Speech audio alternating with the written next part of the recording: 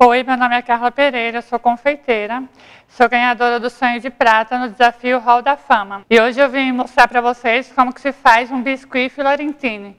O primeiro passo para fazer o biscuit Fiorentini é colocando creme de leite, 250 gramas e 250 gramas de açúcar refinado. Ele começa a esquentar e vai ficando numa corzinha transparente. É normal, é essa mesma o ponto dele. Eu espero ferver e não posso parar de mexer, porque ele gruda, né, por ser creme de leite. Assim que ferver, eu acrescento as sementes. Essas sementes devem estar grosseiramente picadas com uma faca. Quem preferir pode passar no triturador, mas elas têm que ficar meio inteiras. Aqui já ferveu, começou a levantar fervura. E eu começo a acrescentar 200 gramas de uva passas, 200 de frutas cristalizadas, 100 gramas de damasco picado, 100 gramas de nozes moídas e 100 gramas de castanha do Pará. Lembrando que essas foram as minhas escolhas, mas vocês podem colocar o que desejar. Pode, por exemplo, substituir as 100 gramas de castanha por 100 gramas de amêndoa, de avelã, aí fica a critério de cada pessoa. E aqui eu deixo ferver um pouco só para ele pegar a liga, mais ou menos 3 a 5 minutos. Pessoal, depois de pronto, depois de ter levado ao fogo todos os ingredientes, eu separo essa mistura numa vasilha e deixo descansar por 8 horas. Essas 8 horas vai servir para que ele esfrie totalmente e para que também pegue mais sabor.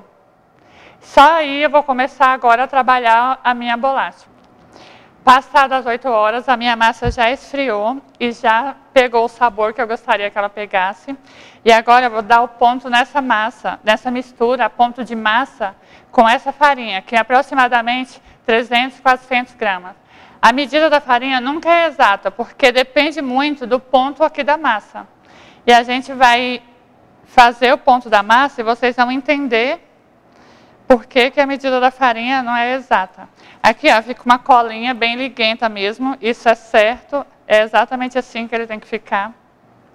E eu vou sovando como se fosse uma massinha, uma massa, qualquer uma outra massa.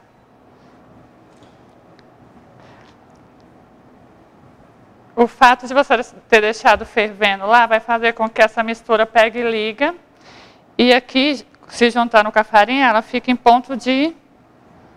um ponto perfeito para abrir, para trabalhar. Então, não precisa se preocupar. Vai dar uma grudadinha na mão, mas é normal.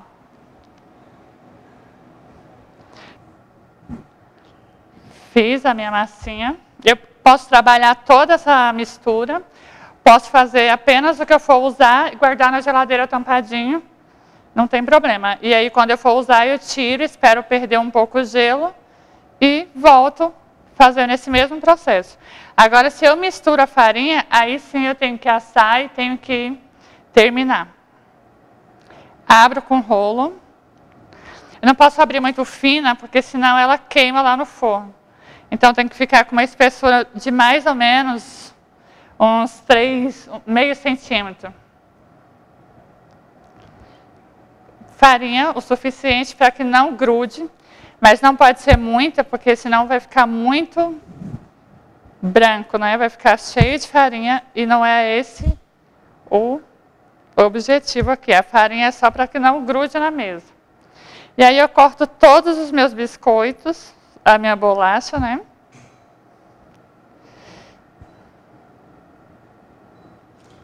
Levo ao forno pré-aquecido a 180 graus. Eu não preciso deixar muito no forno, mais ou menos uns 10 minutos, ou até que comece a dourar embaixo. Porque se eu deixo muito, ela resseca e depois fica muito dura. Pessoal, depois da massa modelada, eu espalho ela sobre uma assadeira, deixo um espaço de aproximadamente 1 centímetro entre cada uma, para que não grude. Levo ao forno tipo turbo, a 180 graus, por mais ou menos de 10 a 15 minutos. Pessoal, minhas bolachas estão assadas, todas.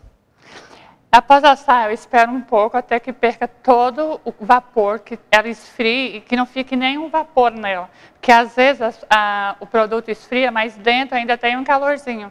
Nesse caso, como a gente vai trabalhar com chocolate meio amargo, chocolate nobre, é importante que ela esteja totalmente fria, porque senão depois de finalizada, vai ficar esbranquiçada como se o chocolate não estivesse no ponto certo, tá bom?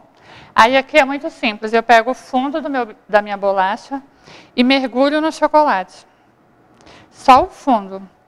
E aí eu vou com o dedo ou um pincel espalhando esse chocolate.